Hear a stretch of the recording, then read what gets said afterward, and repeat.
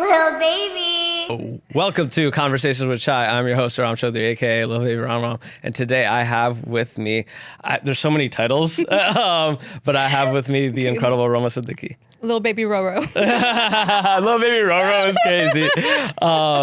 Thank you for doing this. Thank you for having me. I'm excited. I'm excited because we were talking about how like you don't or haven't really done that many like pod appearances. First one. And that meant a lot to me because I was like, there's so many people that I know that follow you, are in tune with you. And when I brought your name up, my girl was just like, yo, like we haven't, like, yo, that's crazy. Like we haven't heard from her. Like I definitely do. And I was like, and at the time we hadn't even like connected, and I was like, oh, like we're gonna make this happen. So I'm so glad that you chose to do this. No, I'm excited to be here.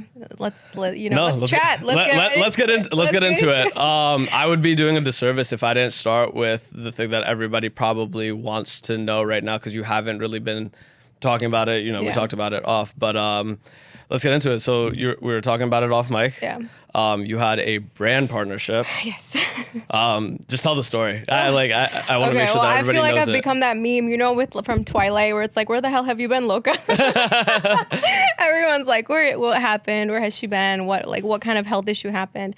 So basically, I was doing a partnership for dermal filler, just, you know, a little enhancement here and there. And unfortunately, they overdid it. And they recommended dissolving it because I just felt like it looked unnatural and I wasn't happy with it.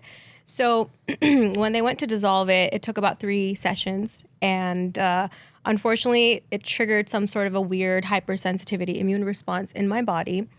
And August 19th of last year is when I went to the emergency room immediately after my 3rd dissolving session. And since then, it's just been terrifying. It triggered a very, very severe immune response to the point where, you know, my airway was closing up, brain stopped functioning. I would forget how to get home. Doctors couldn't diagnose me. My mom had to fly to New York immediately. So it got really scary really fast. And luckily, you know, I'm here. I'm out of danger. But, you know, it took a lot away from me. Took a lot away from me. No, absolutely. And this is the part that we didn't really even talk about, like off mic, right? Like, what is that, like the mental toll that goes through that, right? Because something that, you know, you chose, brand partnership, but something electively like chose to do, and it brought you so close to losing. Cosmetic procedures are a very interesting thing, right? You have to be happy with who you are, but you know, some people are like, okay, it's an insecurity or it's like body dysmorphia, but in my case, I was pretty happy with what I looked like. You know, I exercised a lot. I was, you know, very confident with what I looked like, and I've been on camera, I would say, like 15-16 years of my adult life. So in this scenario, that wasn't the case. So it's like, you know, you take a healthy young woman and they just want to enhance their natural features or be more beautiful, but then something this scary happens and you have to go through all this terrifying treatments and you have all of this physical damage that may or may not be irreparable, we don't know. Then you have to be at risk for all of these scary side effects. I had to go through chemotherapy. I have to go through a lot of immunological treatments. So it just suddenly, my whole world just like crashed, and I couldn't walk, I couldn't eat, I couldn't remember how to walk home, couldn't get on the subway. You know, I'm the only child. My parents were terrified. So the pain, the emotional trauma that this brought on us was wild because this could have been avoided. You know, these things happen, sure. You know, life-changing events happen. Life happens, right? It comes at you fast. But when you're going to do a cosmetic procedure to make things a little bit better and then this happens, that's not okay, right? So there has to be some sort of awareness. And I think maybe that's why the universe chose me to go through it, perhaps. I don't know. I think again, it's beautiful that you look at it that way, right? Because I agree. I think like we were talking about it earlier, like the awareness is like the part, right? Because like the demand for what fillers is through the roof right now, 100%. Especially now more than ever, right? Yeah. It's become so normalized. Like we were talking about you take a lunch break, you go get a little Botox touch up, little lip touch up. I was shocked. I didn't realize like how, like when I was younger, like I remember like the way that my parents, again, like coming from like a South Asian household, how they would talk about like things like plastic surgery and like cosmetics. It's a big deal. And so I always thought it was like a huge deal. It is. But then once I moved to New York, I was like, wow. everybody is just like casually. I always everyone's doing it. I always thought it was like this thing reserved for like celebrities, right? Like Kim K, like all of that. Or like when you're older and you wanna, you know, but no. What's the starting age now? Like I've seen like 17-year-olds, 18-year-olds, like it's wild. You know, even with me, I think I probably started Botox when I was like in my late 20s, you know? But now it's so different. So what the heck is going on, right? Where are the protocols? Like, I thought that they were in place, right? Because, you know, there's like all these disclaimers and, you know, there's all this safety information. There's important safety information. But when this happened to me, there was really no information as to what is going on with my immune system. I've never had any health issues. I don't have any allergies. This is not normal.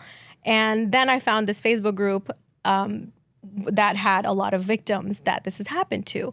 And they're just dealing with like long-term chronic health issues. And these women are like from the ages of 19 to 40 plus, right?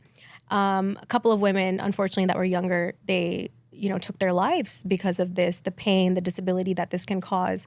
So you go to, you know, get a little prettier, or, you know, you go to get a little, you know, touch up on your face, and then now you're fighting for your life. That's not okay, you know? And I think for me, it was the scariest thing of all was not knowing what's happening, not being able to be accurately diagnosed or treated. So just living in the pain and disability, watching my career, my everything, my savings, my everything just, you know, slip out of my hands. There's nothing I can do. Then all of the focus went to my health, researching what was happening and figuring out how to stop this. And there were moments where I thought, you know, am I just going to be permanently disabled? Like, is my life over?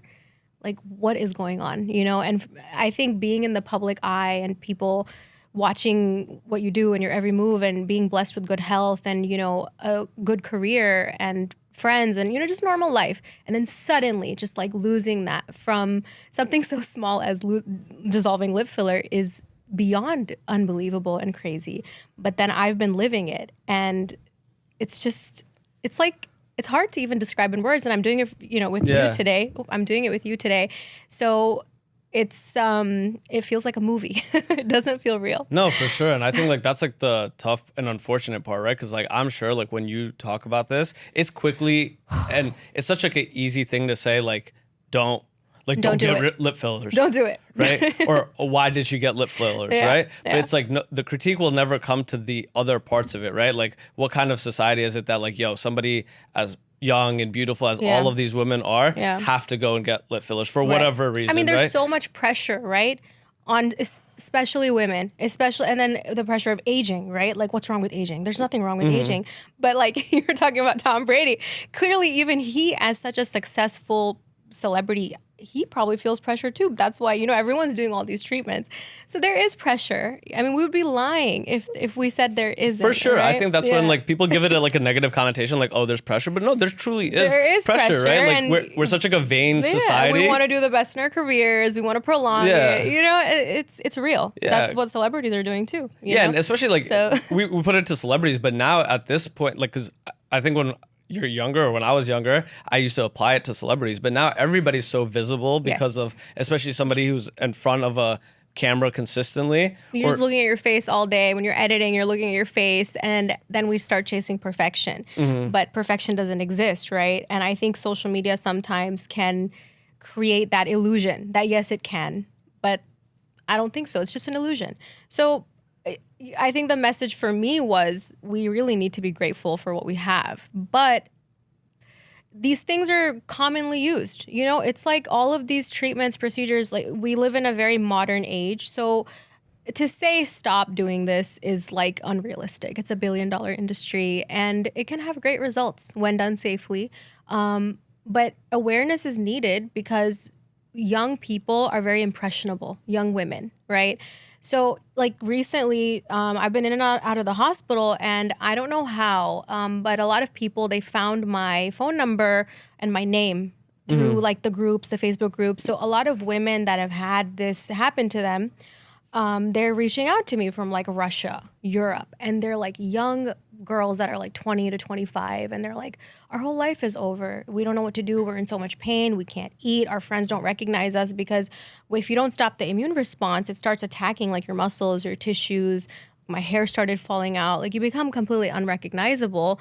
And it's sad. It's heartbreaking. So I'm like living with my own trauma, trying to research my treatments, trying to figure out what happened, trying to pick up all the pieces, trying to figure out what to do with my career, with my family, what do I do? And then I'm like hearing all of these people's stories. And then I'm like, ugh, as an influencer, you have an ethical responsibility, right? So now I'm like, how do I discuss this? How do I talk about this? What do we do? It's such a weird mystery situation, but it's happened to so many people. So. I think that's like the awareness part, right? Because it's like twofold, right? Like the awareness that you can control, and like I know you were talking about it off mic about the other parts that you're contributing to for the awareness of this, larger than just your audience, right? Because like obviously that's important too, right? Like because the general public needing to know about it so they can make an informed decision. That's step one. But then step 2 and 3 is you talked about this. This happened here. Right, you have resources, you have the best hospitals. You have connection, you have resources. But imagine the person who doesn't, that relies on whatever local hospital, and if they don't have the awareness, because you mentioned it, I don't know if off mic, but you said it, a lot of times this goes misdiagnosed. Yes, right? That means like the medical training isn't even there. It's not there. There's no case studies. There's nothing. So the enzyme that's used to dissolve filler, it's called hyaluronidase. Hyaluronidase is actually used in surgical procedures. It is not intended for the purpose of dissolving dermal filler. It is actually not FDA approved for any cosmetic procedures. However, there's all around the world, plastic surgeons, dermatologists, RNs, they're using this enzyme and they're saying it's totally safe, but there's no actual clinical trials or research to back this up. So when something is happening, people are getting sick, it's like this weird mystery illness. That's the weird part that I don't understand, right? So like if it's not FDA approved, right? But it's being used because you said it's being used off label. Yeah. What does that mean though? Because you said that this is like a common practice. This is not like a unique. No. Everyone is doing it. Everyone is doing it. It's in every office, but it's not FDA approved. And I had no idea. I mean, you know, when you're like, oh, is dissolving filler safe? You're not like, oh, is this FDA approved, or did the government do something about this, or are these huge billion-dollar companies? Are they doing? You assume, it's an assumption that this is safe. This is fine. It's not going to happen to me. I assume that too, like all of us, but it's not. So walk me through this. So like if you're going in for like a filler appointment, Botox, right? Are they going through that? You could end up. No, absolutely not. And it's so scary. So before this happened on August 19th, right before I like leaned back in the chair, I was like, researching, and I read these like 1-star reviews on realself.com about how this is like dangerous. Are you sure it's safe? And she was like, yeah, it's totally safe. And those were the last words before I got sick. And it just seems unreal and unbelievable because in my wildest dreams, never could I have imagined. Like it's in the past 6 months, I've been in the hospital every month. In the past 6 months, every month. There were dark moments. And I had to rely on spirituality, meditation, faith, family. And, in dark moments, it's like a domino effect, right? You lose everything. And it's like even, I couldn't even, my shadow was like, who are you? Like, you lose everything, friends, you lose a part of yourself too, because especially, with what I did, I was a healthy, active, athletic individual, and I can't even walk, So then it's like, who are you? What's happening? And what's the future going to be like? Then you have the fear of the unknown. Because when things are going your way, you're like, okay, well, I'm going to do this. 3 years from now, I'm going to do this. This is my plan. But then when everything goes away, what's left? Walk me through that, because like knock on wood, what I'm saying, like I can't imagine that, because I think I couldn't either. I think the arrogance in youth is that like I always assume like when I get sick, right, it'll be somewhere like I'm 60, 70, and I just don't. It's like you think it's gonna be. It'll just be done, right? Yeah. But at the prime of your career, at the prime of like life, getting hit with that, like I know it's probably like a little bit tough to talk about. The prime of my fitness, the prime of everything. The prime of everything to be hit with, like, am I even gonna make it? Yeah. Or if I do make it, then what? What is the quality of my life? Yes. Yeah. So what are you thinking there? Because like that's like the part that I don't even know, like how somebody really reacts to that, right? Painful. It's traumatizing. You go into a fight or flight mode. And then you realize that you're already dying, your body's already reacting, and your brain, nothing is functioning. The stress and the trauma is actually making you even sicker. So then I lean to spirituality. I think I was like, all right, I got to surrender to God's plan because my plan failed and it crashed. So, and it crashed so miserably, right? Obviously, we were talking about just doing these procedures to look our best and to be our best. So obviously we all go with that intention. And I went with that intention as well. And I also obviously was doing a partnership. So there were two intentions. And then things literally go, it was like, oh, this was not the plan, and that's what happened. So you freak out at first, but then life, it's a challenge that I have to overcome, because how do you escape your own body? I have to fight. I have to overcome. So that's what the past 8+ months of my life have gone towards. And I feel like a different person. I don't feel like the person that I used to be. It taught me a lot of patience. It taught me a lot of maturity. And it taught me to not be attached to anything material or anything at all. No attachments. So you realize that, right? Like, I think like we all get, like, no matter how like how youthful and how like crystally beautiful we see the world when we first are brought into it, like society and like where we live and how we grew up, right? It kind of takes those things away, right? Like we become like obsessed with like the mundane bullshit that's the like 3D reality. The 3D bullshit that's like, oh, like this isn't even really like, again, like, oh, if I at do least this, I have then my health, right? Yes, but we yes. don't even look up to say that, right? Like I always say, like, yo, it could be, it's so easy to say, it could be worse, right? Oh my like it's gosh, like, oh, like you don't have the money that you want, or you don't have the job you want. At least you get to like get up and like go try to do it. I was in the Uber here, and because I couldn't breathe, there were many moments where like my air would just close up. So just taking a deep breath, I say thank you every time. And that's crazy because, before, pre all of this, I was never in the moment. I was like, oh my God, I have to edit, I have to do this, I want to do this. I was like working overtime, like 18-hour days, traveling, this, that, because you want to just live this life and have a really good career and just like give it your all, right? So I never stopped to think that, wow, I'm so lucky that I'm sitting here in Paris today, or I'm so lucky that I'm working with Armani Beauty, or I'm so lucky. I never thought that, right? Of course I was grateful, but we don't think your perspective shifts drastically. What is, like, we always like to say that we're grateful and we're practicing gratitude, but are you really? Are you really? Because like all of us have that like little thing in our brain that's like thinking about something else. That, oh, if I do this, then I'll be, we're like always on to the next thing. If it's a little bit, the perfectionism, right? It's detrimental sometimes. Somebody asked Will Smith recently, right? And they're like, what have you like learned through all of like your successes? Because Will Smith's been famous and successful for so long. Yeah. He's like, what I would tell them is that, yo, all of the material stuff, it sucks. Because he's like, nobody can ever listen to that. Because unless I can tell you like, yo, at the end of all of this, you're still only going to appreciate simple things like talking to your mom, or getting to hug your like partner, or getting to hug your kids. I could tell you that, but until you go conquer everything in your internal that you want, you're never going to believe that, it's right? It's an inward journey, 100%. I think first, like when you're young, it's like an outward journey. You're like, I want to accomplish this. You're young, you're strong, and then I think in your like middle age, I would say like 30s, late 20s, then the shift starts towards like an inward journey.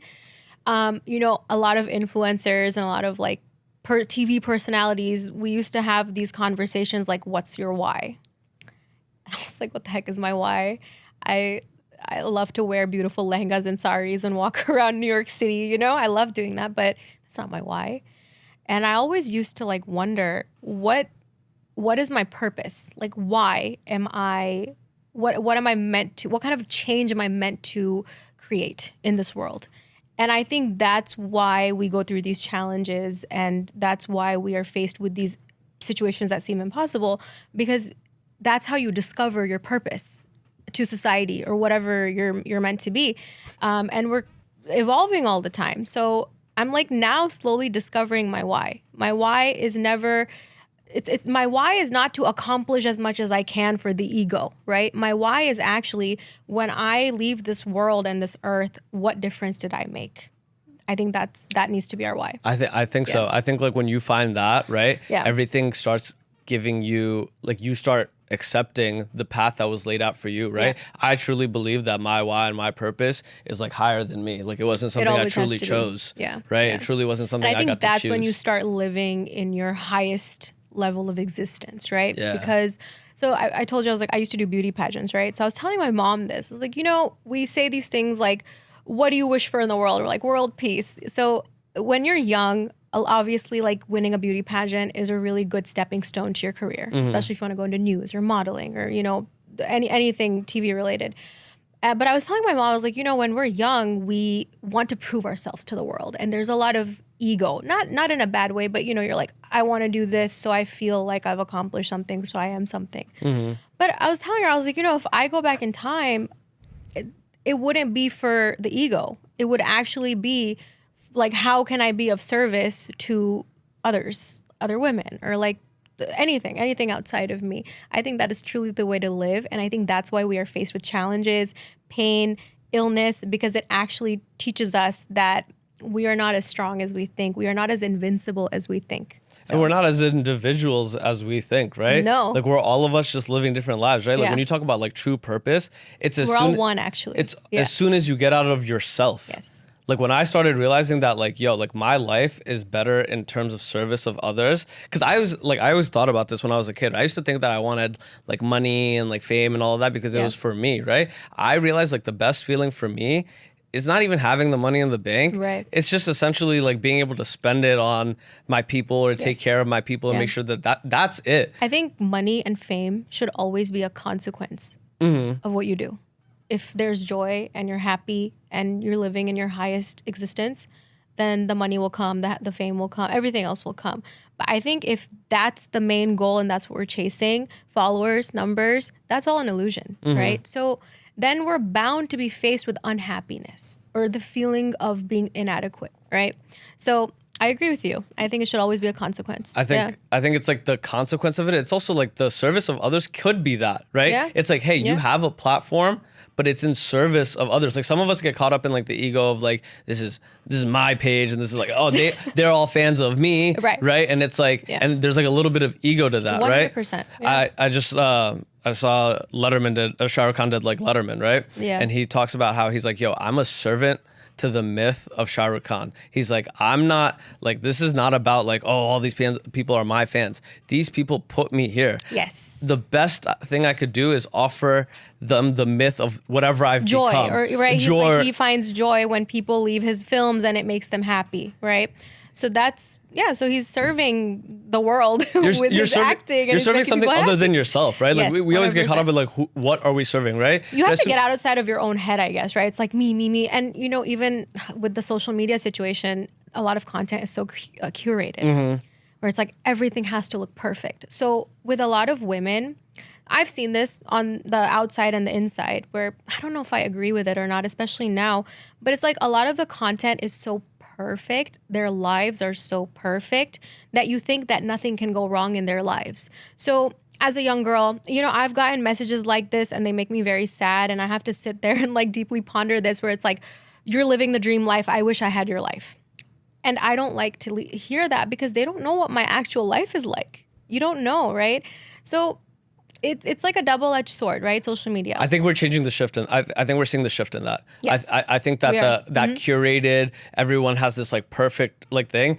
That's gone. I think what's more enticing to the person who's there struggling and has their own struggles is seeing the relatability factor, the journey, that right? You're human, right? Like think about it. Like what makes you different than again is going to be your journey, right? Like the purpose that you're going to serve. Like had you just, you know, been a very successful influencer, right? I would be gotten brand deals, 100%. gotten popping, right? But because of the struggle that you're going to go through, you are then servicing something much larger than yourself. Than me. I am living outside of myself. I mean, so I gained a lot of weight in the past like 2-3 months. And I was telling my mom, I was like, how am I going to go back to work? I don't even look like myself and I don't feel like myself.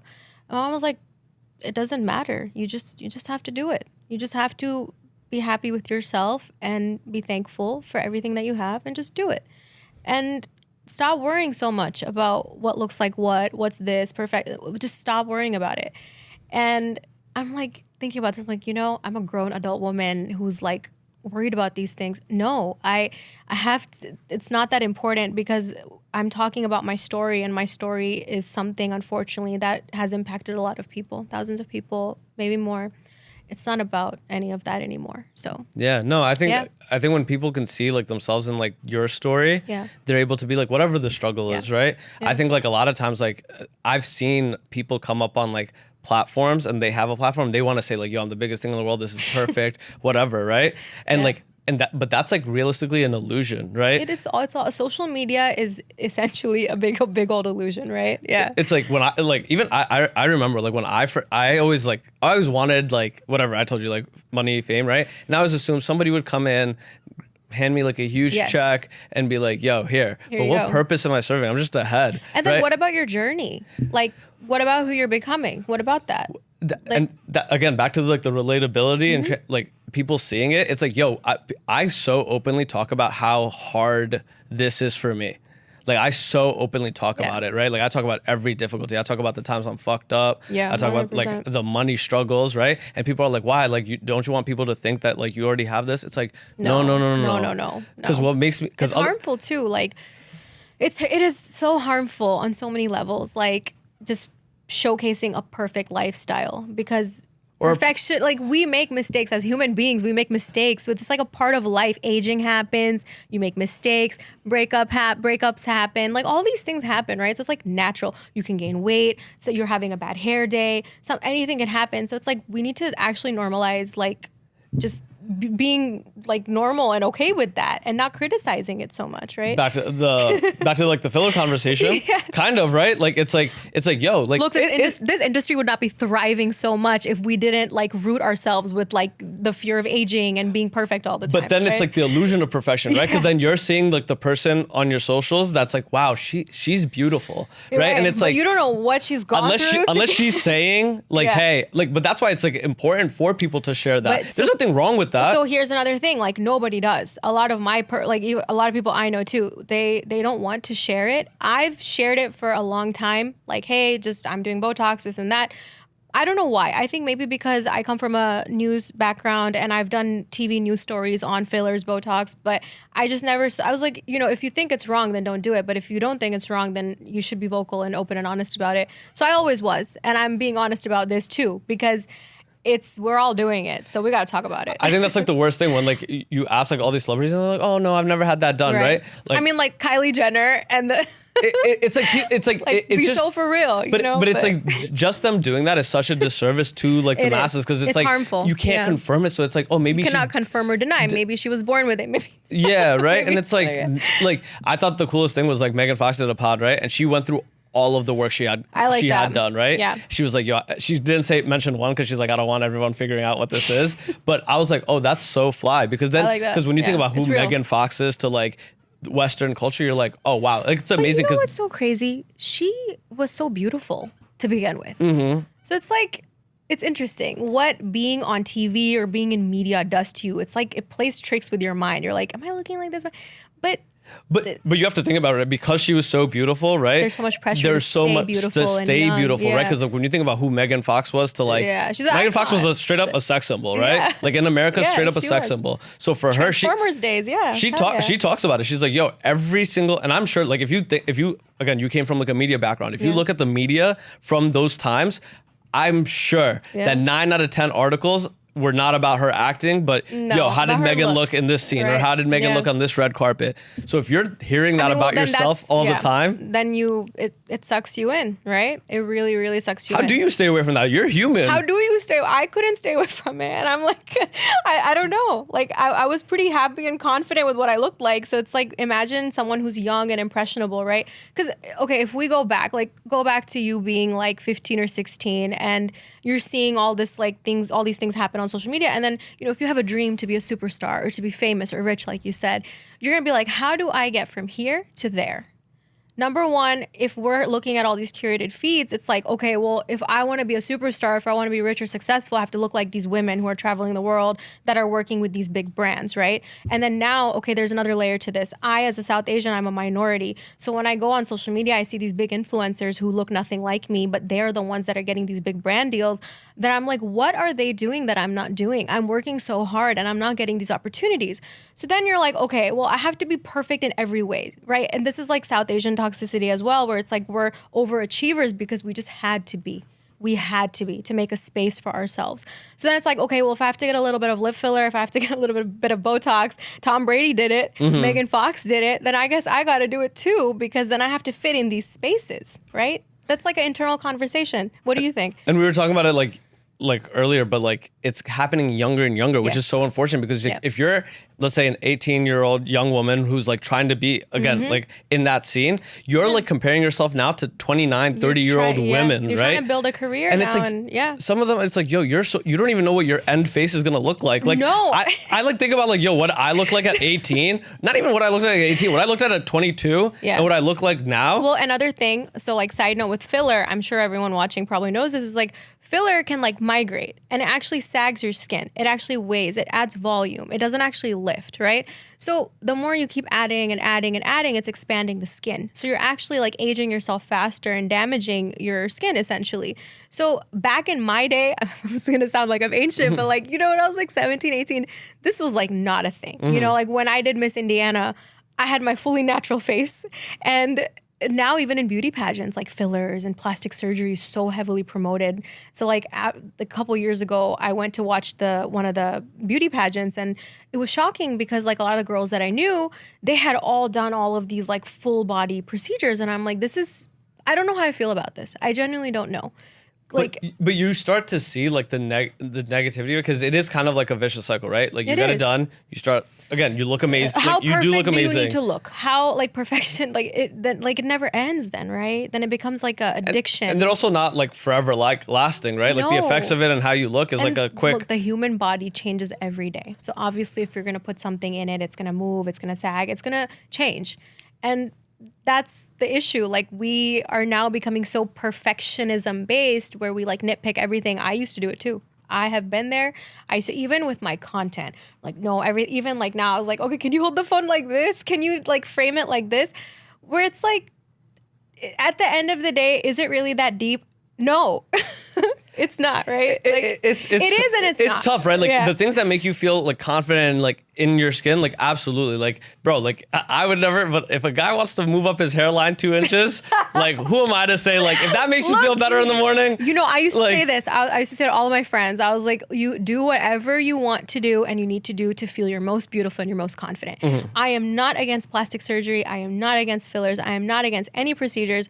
If you're miserable, like, you know, acne, for instance, it debilitates someone's confidence. So yes, absolutely. Like we should treat it, you know, we should. So I don't think that it should be like, no, don't do this or don't alter your appearance. We all alter our appearances, whether it's braces, whether it's glasses, whether it's haircuts, makeup, anything. We all alter our appearances all the time. So I just think it needs to be done with safety precautions, awareness. The intentions need to be right. I've heard this so many times. It's crazy where it's like, oh, I'm going to just get lip filler and then I'm going to do this. And then I'm going to be more active on social media. A lot of young women have said this. You know, we've had these conversations where it's like, I'm like, let me just get some lip filler and then it'll be over for these hoes. You know what I mean? Like, people say these things and it's a joke. I get it. But I don't think we should think that way.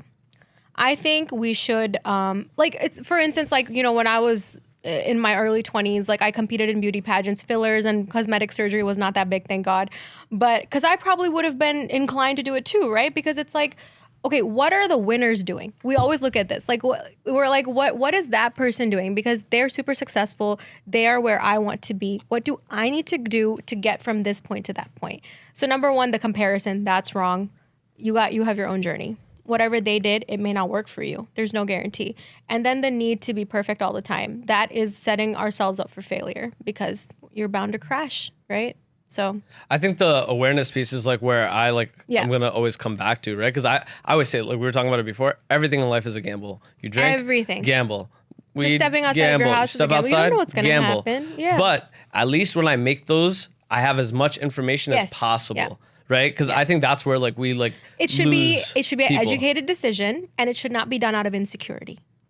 Because not everyone who's doing procedures is insecure. I don't think that's right to say or generalize, or has body or face dysmorphia. It's so common now, you know, like Botox. It's like everyone used to ask me, they were like, Roma, like, you know, we want to try Botox. And I feel guilt now because I used to be like, yeah, like it's great. You know, it prevents wrinkles, but it is a toxin. You don't know how it's going to react with the body. I did not have the level of knowledge and research that I do now back then. So I was going by, you know, what was advertised. It was advertised to be fully safe, right? And yeah, like 99% of the time, I'm sure it is. But is that when you found out and did more research, right? Is that the percentage of negative cases? Like, what does that actually look like without more research? The issue is that the data is skewed because Asia syndrome, which is what this induces, like silicone, hyaluronic acid filler, a lot of these adjuvants, they can trigger an immune response in the body. So this is called Asia syndrome or Schoenfeld syndrome. So the unfortunate thing is that it's not fully widely recognized by physicians around the world. So when a patient who's suffering from cosmetic procedures goes to see a doctor, it's not, how do you collect the data? It's not there. So there could be there's so many unknown cases of people dealing with this. So that's why awareness really, really is needed. And, you know, a lot of my friends, like, as I was going through this, they were coming to visit me in the hospital. They were like, you know, maybe this is the reason why this happened to you, because you're a journalist and you're an influencer. And this completely changed your whole life forever.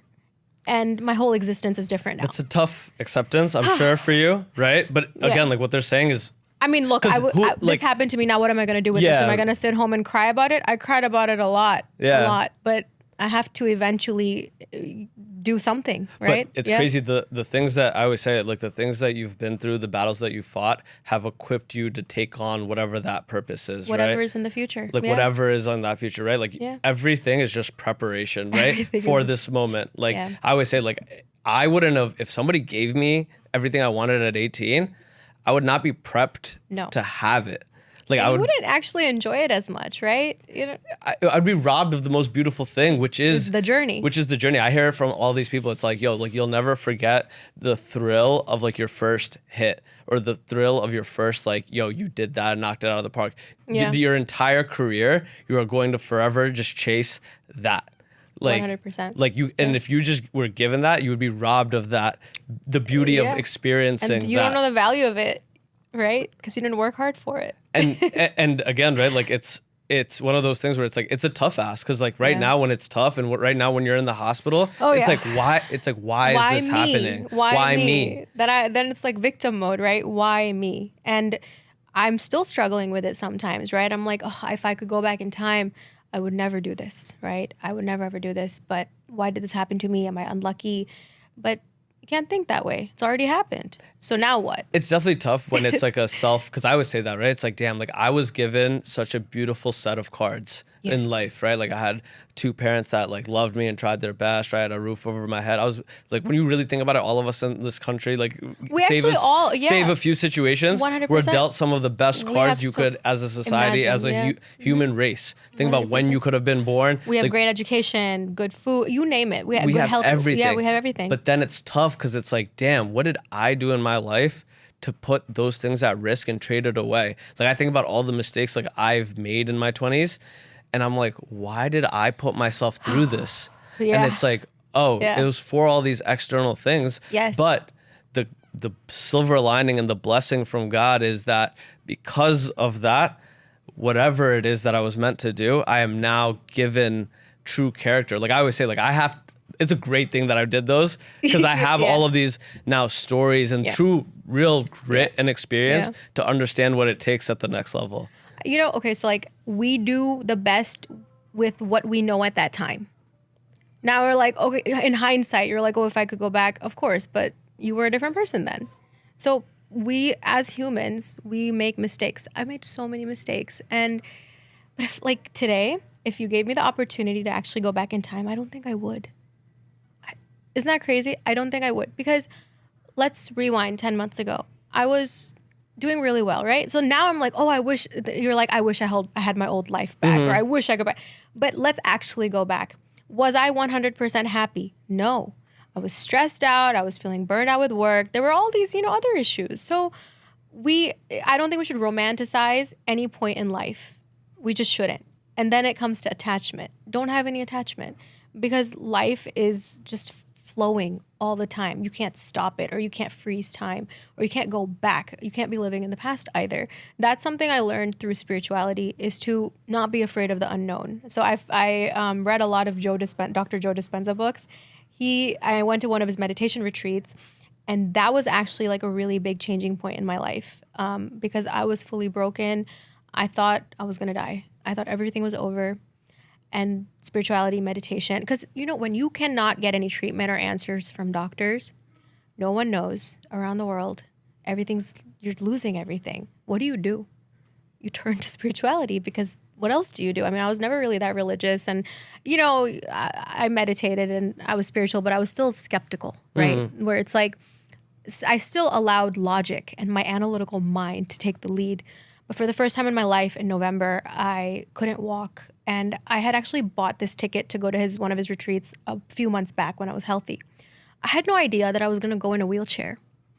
So I was in a wheelchair. My mom had to take me. And for, people who don't know about this, he's written a lot of books about like people miraculously healing from cancer and like healing their bodies with their thoughts and meditation. Because obviously, thoughts have a huge power over your body and your life.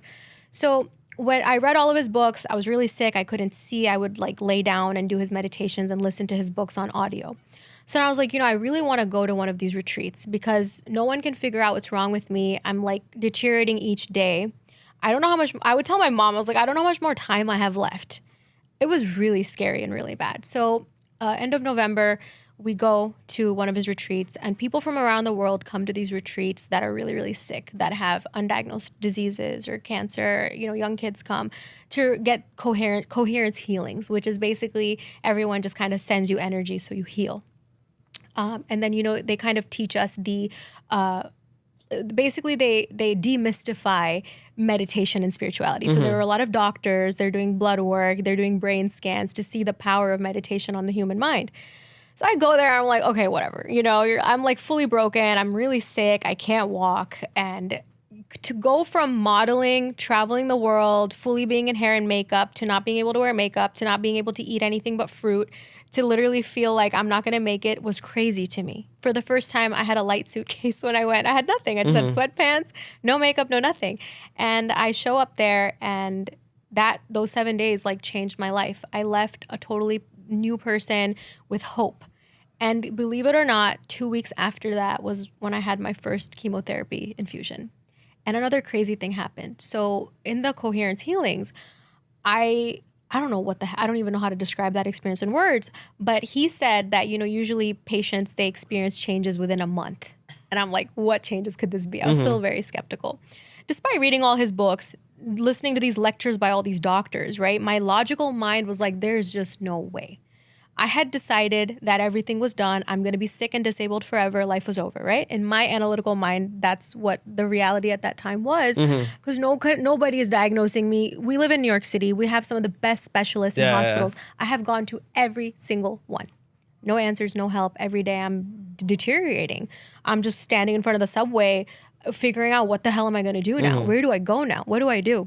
So within 2 weeks, I get my chemotherapy infusion. And the interesting thing was my diagnosis is not like FDA approved for any of these immunological treatments.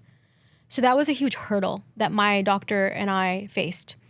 So the craziest thing of all happened on December 9th was I actually didn't get approved for my treatment, but there was a glitch. They made a mistake. So even though I was not approved, I was heartbroken. I got my treatment, and it worked. It brought me back to life. It saved my life. I think the hope part is such like a big. It's everything. It's everything, right? It's like having everything. that hope, right? Everything. I have a note that I don't think I've ever shared this, but I have a note on my phone from September, right before we started the pod, and it's like literally a note to myself saying like, "This is rock bottom."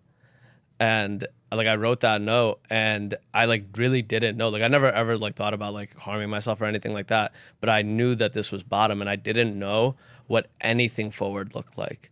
And when I wrote that note, I like didn't have hope. But then like through the just like this, this was like not even like my last shot. This was my last shot.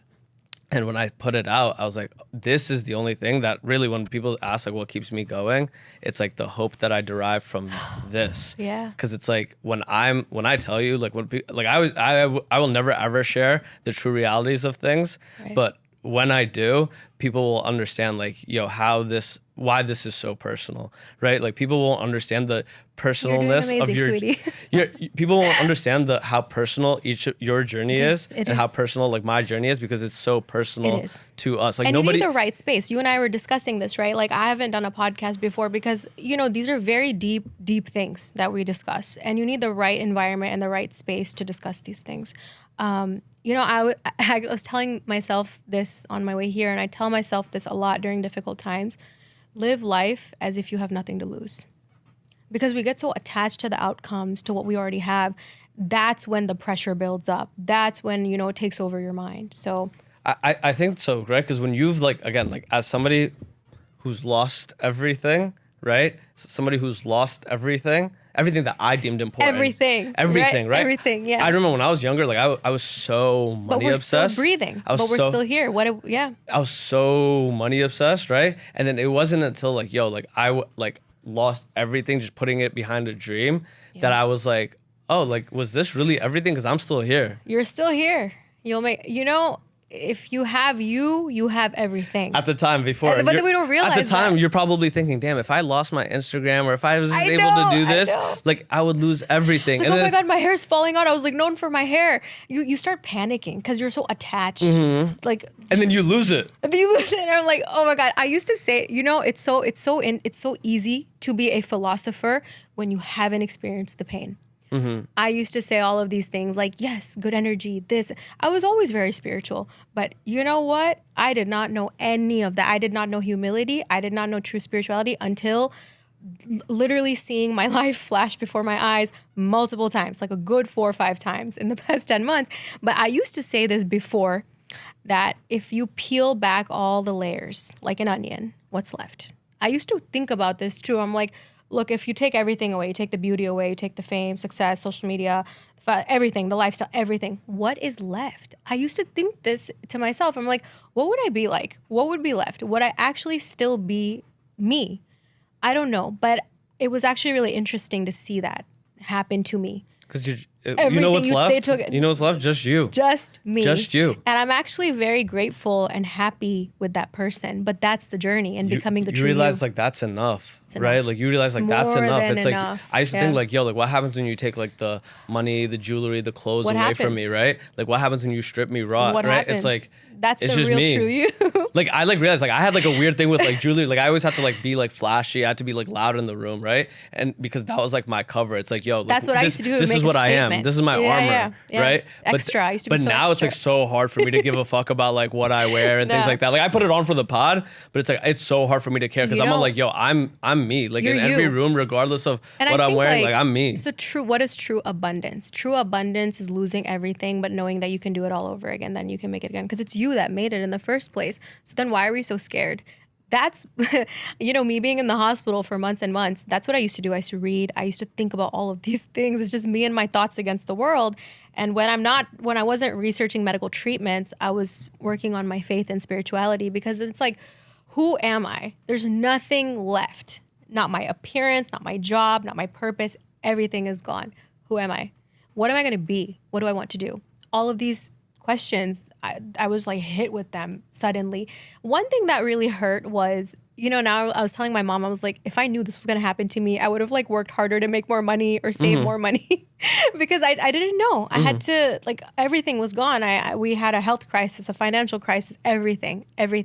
But if I knew then what I knew now, that wouldn't be life, right? Yeah, it's just not how it works out. Like people always talk about like to get into the spirituality of it all. The reason that like if you ask, and there has been instances when they ask like a millionaire, like, yo, if I took away like your millions right now, like they'd be like, yo, I could get it back in a year. Just go make more. They're like, yo, I could get it back in a year. But they're like, wait, it took your entire life. It's like, yeah, but the entire life was just the experience and the feeling of it. But now that I know that what that feels like, I could do it again easily. Like I could repeat it. It's that confidence and belief in yourself that's actually what allows it to even take place or happen. So it can.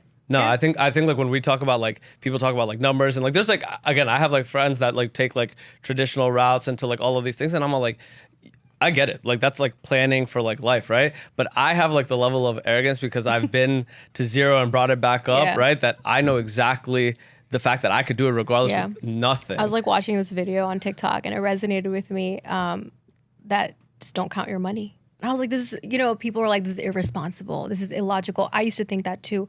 But it is energy at the end of the day. And, you know, it's interesting how we like hold on to these things where, my doctor, he was saying, he was like, Rohma, you're not going to get this treatment. It's like $100,000 treatment. And I was like, Dr. Lubitz, there's no price to human life. You know, I can't even think about that. So, you know, we're like, we want this car, we want this handbag, we want this makeup product, we want these clothes.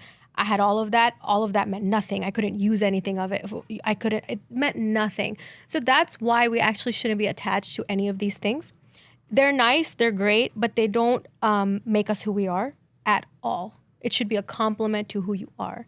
It doesn't mean anything. I think about all the time that I like give up with like things that are like so priceless, right? Like time with my like loved ones, time with, it's like, yo, like I do, like at the end of the day, like now I'm trading it for purpose, but at one point I was just trading it for more money. And it's like, right. But if you told me tomorrow, like, hey, you could have a conversation with like your dead aunt, right, for $1 million, I'd be like, yo, sign me up, right? Yeah, 100%. What would I pay for that? But I get to do it for free right now in my life. And it's like, we lose sight of that. But we do. I think we're wrapping up, but I want to say, first of all, thank you. But we end every podcast with a segment called Call Your Shot, like something that you want for yourself, for business, for life, whatever, in the next like 3 to 5 years. The idea being that you say it up here, and then I can, when you go out and do that thing, I can go say like, yo, like, look what you said and look what you did whenever time later. Rohma, call your shot.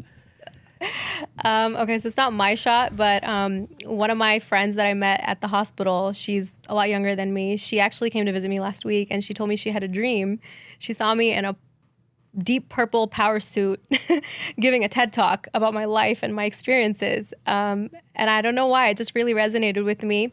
And I've learned recently to live each day like 1,000 years and not to live in the past and not to worry about the future. So I don't know what's going to happen. Let's see. It's going to happen. It's going to happen. No, it's going to happen. I think I want to, first of all, like say thank you for coming up and doing this and like sharing this story because I think it's such an important one. And I know you're going to continue to tell this story because it is something that's so pivotal to talk about. It's an ongoing story, part of my journey, and I think I have to embrace it and do what I can with it. Yeah, and I'm again, right? Like it's not going to be easy, but you've already been through some of the hardest things in life, right? So this shit is going to be like a cakewalk. I'm so grateful to be here, to be talking to you, I'm grateful to be breathing, and I think we are so rich with just being here, breathing and being healthy and here. Just having good conversation. I think that's more than enough. And I think gratitude is the building block to everything, all accomplishments in life. So. Absolutely. You're absolutely, I don't say this lightly, you are truly an inspiration. Thank you. But thank y'all for listening. Peace.